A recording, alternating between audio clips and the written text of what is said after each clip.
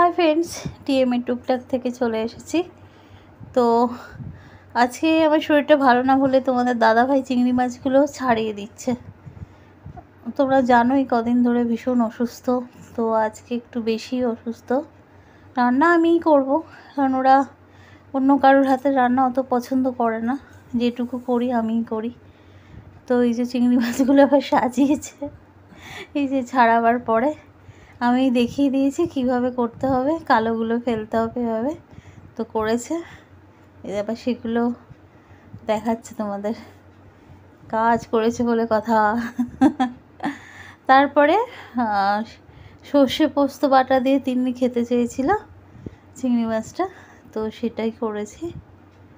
আর তোমাদের দাদাভাই আবার দেখাচ্ছে যে মাছটা হচ্ছে আর কি। তো আমাকে বললো, তো আমি একটু দেখি, আমি ভিডিও করি। ঠিক আছে, করো। আর আমি ভয়েস দিয়ে দিচ্ছি পরে। একটু ধনেপাতা হলে ভালো হতো, তো ফ্রিজে দেখলাম ধনেপাতাগুলো নেই, তো আজকে মানে শেষ হয়ে গেছে আর কি। আজকে বাজারেও যায়ও নি, মাছটা আনা ছিল কালকেই করতে পারিনি, তো আজকে করে দিলাম।